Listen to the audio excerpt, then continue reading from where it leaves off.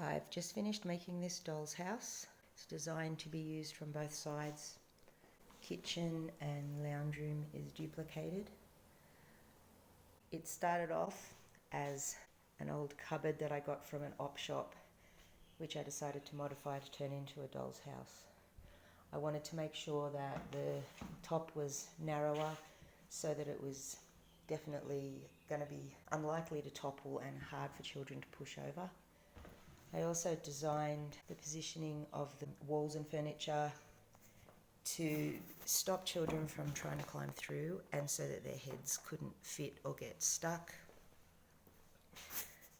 That's also the ladder up here doesn't really go anywhere. In hindsight, if I'd used a hole saw before I constructed it, it would have looked like we were going to climb up into the loft. But these are, again, to stop the children from being tempted to climb up and climb through. Everything's glued and screwed really firmly with exterior PVA. It's all painted in exterior house paint because I want the option of being able to put it out on a covered veranda. It's got the kitchen, which is made of just cut wood, some offcuts stuck on here, and screws for the knobs. The floor tiles I just masked with masking tape. One way, painted it, pulled them off, masked it the other way, painted it. Same with the bathroom.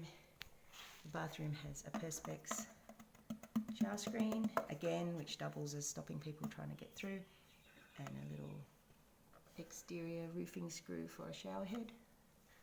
Some doorknobs here for some bedroom furniture.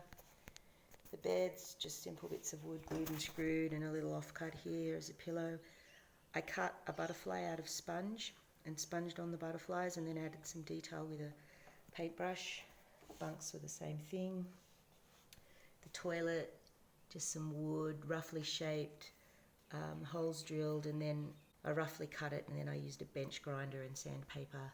And we've got some more screws here as our knobs. The carpet, I notched a piece of cardboard and then just used the cardboard as a bit of a stamp to make the grid sort of shape with a bit of paint. It's pretty rough, but it looks sort of carpetish. I've left some areas where the children can use removable furniture, but most of it I wanted fixed so that it didn't end up lost or chewed on. All of the doilies on the tables, cushions, TVs and pictures on the walls, they're just pictures from calendars, magazines, birthday cards and decorative paper, which I've glued down with exterior PVA, then coated on top, and also finished with clear varnish. I'm very disappointed in the clear varnish I bought. It's, as you can see, left quite a streaky result, which is okay though, because at least I know it's going to be washable and well protected. The miniature dollhouse is just some offcuts of wood. The rocking horse I just cut out of a piece of wood. He's quite wide, but he's mostly viewed from the side. He has a leather tail and mane screwed on. I just simply cut it out of a piece of wood.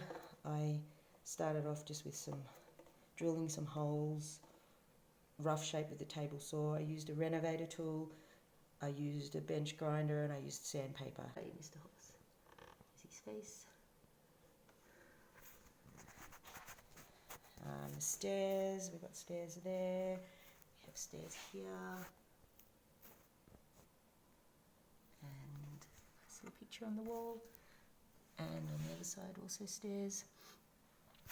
The doorways I cut with a renovator tool and a table saw where I was able to access it. The stairs I cut, these ones are a lot narrower.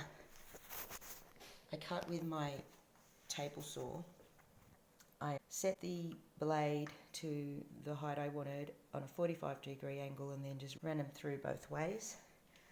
This is a narrow piece of wood. I didn't want them to go as deep, so they've just got the blunt tops, which is good because nothing sharp. And I've sanded all the edges smooth anyway. I knew that when I was constructing this, I wasn't going to be able to access under here with my drill. So they're all screwed from underneath.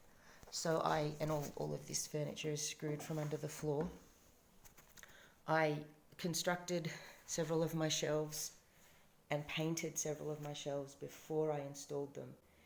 It took a lot of measuring and a lot of putting it in and testing things out and making marks just so that I made sure everything fit so that once it was all painted it would slide in smoothly. I've also, because it was a cupboard viewed from the front and sides, there was no skirting on the back, so I had to source a piece of similar skirting, and then because it wasn't long enough to mitre, I just kind of with the renovator tool roughly made it match, and with some sandpaper. And that is the dollhouse.